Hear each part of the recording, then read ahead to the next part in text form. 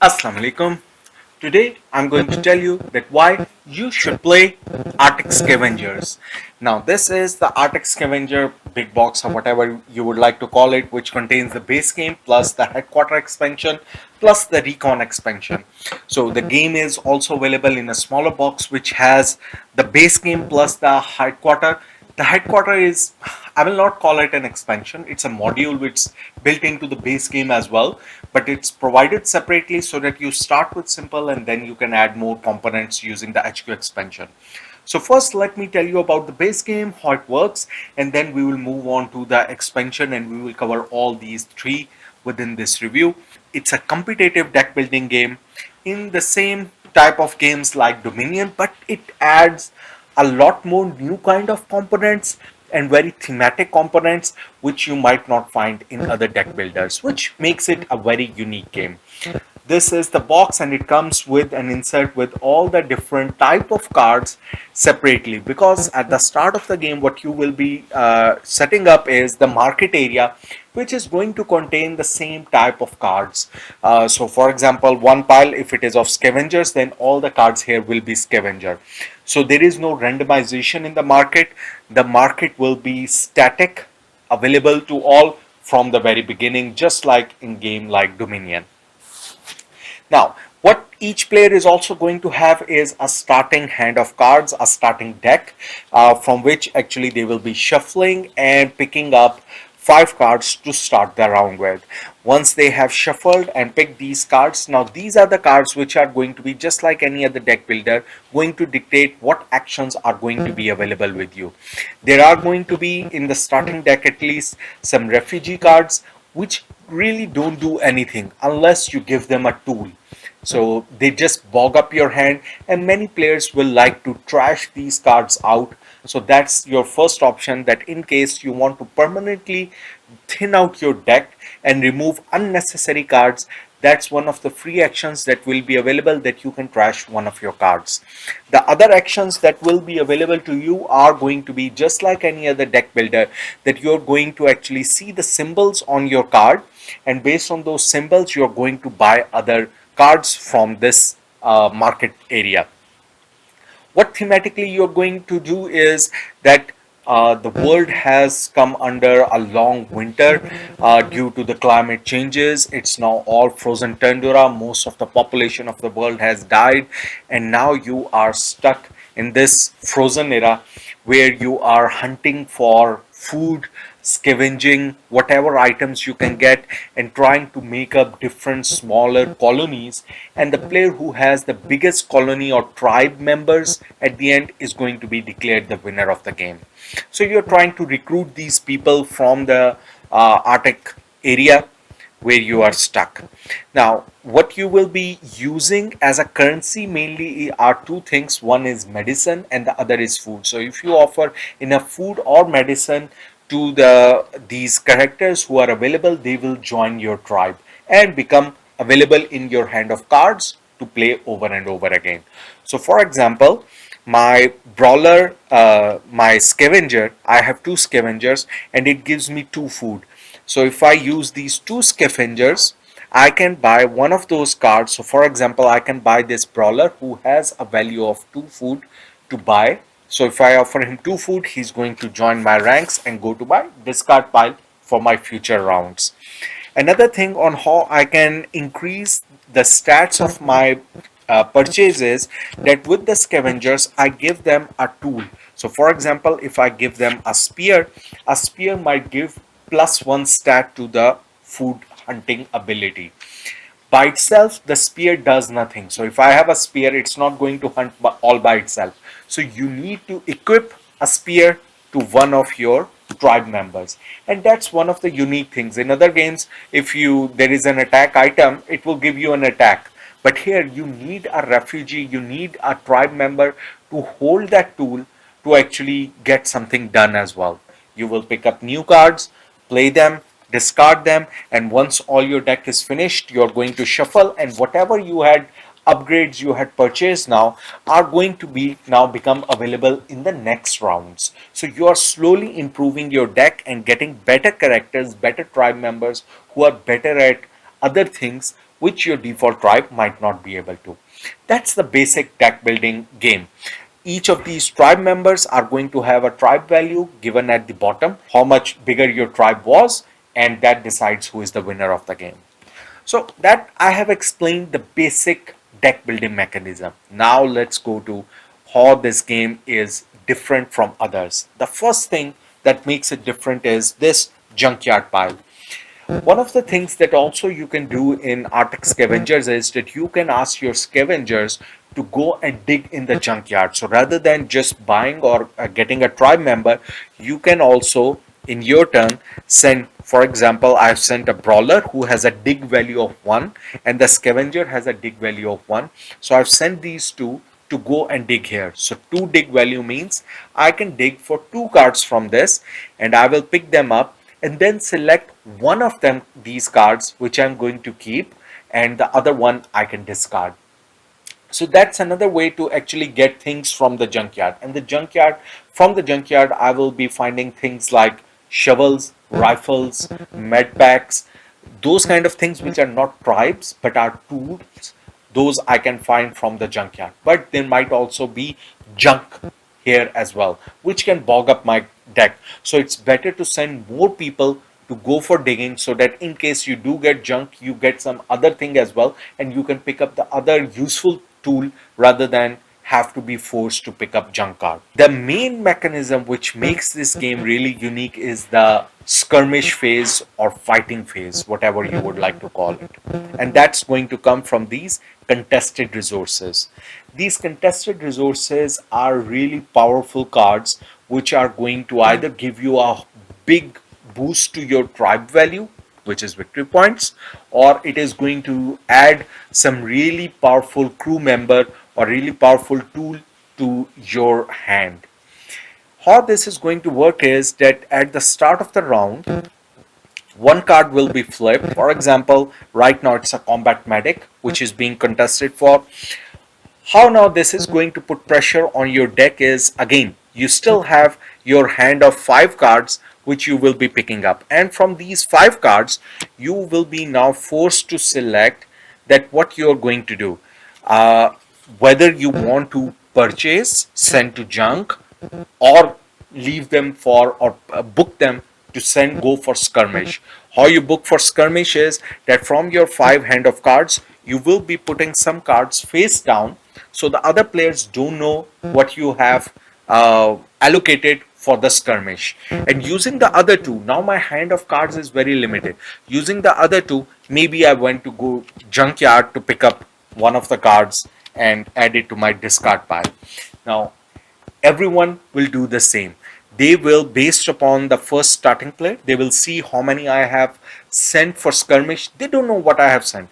I may have put a refugee who cannot even fight here, so I can be bluffing as well. But at least they know that I have committed 3 cards for skirmish. They will be doing the same thing.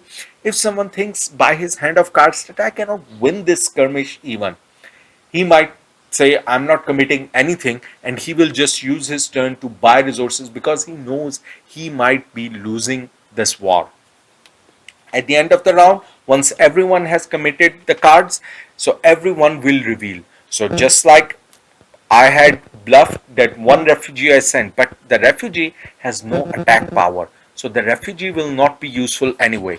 But the brawler and the scavenger have fighting abilities. So the bottom knife symbol is going to show their fighting capabilities. So the brawler is better at fight as compared to scavenger. Scavenger is kind of a jack of all trade. He can do fighting, he can do hunting, he can do digging, but he can do all of them one. So he can do everything, but nothing, he is not specialized in anything. The brawler is specialized in fighting. So it will give me a total attack value of 3. In this way, the attack value of everyone will be compared, and then it is seen whoever has the higher attack value, then that gang, that tribe is going to win the contested resource, that they went for a fight and they were able to win the contested resource, and now this gets added to my hand of cards as well. And now I have won this. Similarly, the next round will begin and another card will be flipped, and now people will be contesting for this. And now this adds that main difference in this game. which is that people are fighting over resources. And this mechanism is not found in any other game. In other deck building game, if it is a fighting deck building game, whatever is coming on your card, you are attacking directly someone else. But here you are not attacking someone else. You will be taking these very tough decisions, whether I should send my people to skirmish. I don't know what other will send. Should I commit right now? But if I don't commit, I can use these cards for something better as well.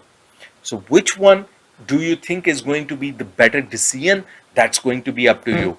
What do you think the other player has in his hands? And accordingly, what should you be committing to the fight? Then, the kind of cards that will be available here are going to be these four basic cards. One is they are going to be better at digging, they can be better at fighting, they can be better at good at hunting. So for example, a hunter is good at hunting for food.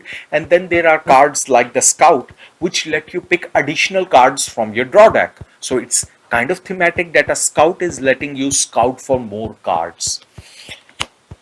These are the four basic actions, but then there are some cards which have some special abilities as well. So for example, the sniper team has the ability that during a skirmish or even during the scavenging phase, what it can do is it can actually attack one of your other players characters. So during the scavenge phase, for example, if someone commits that I am sending a scavenger to scavenge for the junkyard, you can play from your hand even out of turn a sniper card and say I have sniped your scavenger.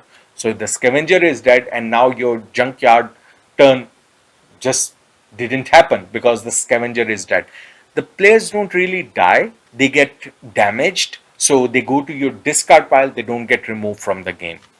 Similarly, there are saboteurs which can disable one of your tool items. So for example, if you had a grenade, you had a rifle, you had a spear, they can sabotage your tools, physical items, and you don't get to use their ability as well. So these two are just some special actions that add to it. The others are very basic. So the special powers are not very much, but they are there on some of the cards. Once you have done this, you might say, okay, other than these two piles, the game is still very basic, and that's true. And that's where the HQ expansion, which is again, in my opinion, not an expansion, it's a mandatory add-on which you have to add even after you have done just two games, one game. As long as you have understood the turn strategy, you can add the HQ expansion in your game to spice it up, to take it to the upper level or normal gaming level.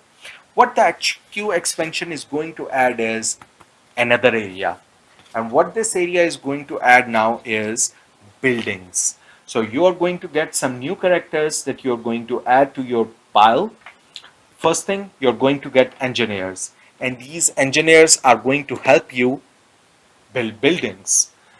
Where the buildings are different kind of buildings and structures that you can add permanently to your colony. And what they're going to do, I'm going to explain in a minute. And these go face down here. And just like a digging action, the engineers can do normal digging in a junkyard, but they can also dig for schematics from this building pile. And once they pick up, based on the number of dig value that you have done, you will be picking up that many cards, and it's going to let you build different kind of buildings. For example, if you build a hydroponic garden, what it's going to allow you to do is it generates one food automatically. So even without playing a card, you have one food ready each turn to buy more characters or attract or hire more tribe members. Then there are armory, and armory lets you store your tool cards. So for example, if you had got a tool, let's say a shovel, which you cannot really use in this turn, you're not going to junkyard, so it will be a waste of turn that you are wasting your shovel at this time. So instead what you can do is put it in your armory for now, and at any next turn you can pull it back up out. So it increases your hand of card and lets you make more strategic decisions that when do you want to use any tool. These add more options on how you can manipulate your deck by letting you save some of the cards to reuse later on. But Of course, these buildings are not easy to build. So once you use the engineer and the schematic he uses, you are going to put, there is going to be a construction timer. So you're going to pick, the construction timer is written on it. You're going to put that many cards on top of it, and each round one of these cards will be removed to indicate the passage of time. So it takes a certain number of rounds before that building becomes operational. So that's the concept of buildings and engineers. What this HQ expansion also adds is tribal leaders, and these tribal leaders are again very thematic and adds asymmetry to each of these players. Even though you're starting with the same deck, but now the based on the player that leader that you have chosen, you're going to have a special ability which is only available to you. Plus the last thing it adds is our gangs. These gangs are final objectives. So if you have completed a certain kind of objective by the end of the round and you have maximum of those, so for example maximum of tools, maximum of buildings in your colony, then that gang member joins your ranks as well. Now up till here, that's your base game plus the HQ expansion, and I do think that everyone should be playing with HQ, at least the gamers. Once you have played one game of your base game, and once you have done, just add everything from the HQ expansion, and that really spices up your game and takes it to the next level, the gamery level, where this becomes a fantastic game. Let's talk about now the Recon expansion, which, spoilers, in my opinion, is a very weak expansion. The only good thing it does add is, of course, as the name indicates, the recon action. Now, what you will be getting is this, for example, this new kind of action on your cards, which is the recon action. For example, the spy lets you recon. What the recon does is, and that's the only good thing about this expansion, what the recon action does is it lets you peek at the cards in your opponent's pile. There are other cards which can counter the spy as well, just like medics can counter the snipers. There are other guards which can counter these recon actions, but the problem is that it has to match in a very sequential way, especially it doesn't work in two players. So for example, if I have a guard card and it's my turn, it's not, I cannot use that guard because the other player is going to play after me. So if he plays, if I've already committed the guard to a skirmish or for scavenging, then it's already gone out of my hand. Plus the other cards that the game adds just are not really that good or interesting. There are hardy scavengers which are supposed to be a better version of scavenger, but in my opinion they are a weaker version. No longer they are jack of all trades. They only help you that in case you lose a fight, you get them back in your hand. Again, not really that powerful ability. So in my opinion, there are other cards here as well, but in my opinion all of them were weaker versions of engineer, scavenger, weaker version of brawler. So I didn't like Recon expansion. The only thing I liked in it were the spies because of the Recon action and some of the other tools that get added in the game because of that. But other than that, Recon expansion is not really something that I prefer. So that's overall what comes in this box. I have given you the review of both the expansions. Now my recommendations, if you can get the base game plus the HQ expansion, the smaller box, I'll surely recommend it. It's a fantastic deck building game, very thematic. You really get the sense of the theme of this game. If you get Recon, fine, because maybe that's the only box nowadays available for purchase, but I will say that's not necessary. So even if you can get a cheaper version of the smaller box, you can easily get it and you are going to have a fantastic time with this game. Highly recommended. It's a really good deck building game. So hopefully that gives you the idea that what this game is about and why you should be playing this game. That's it from me. Happy gaming.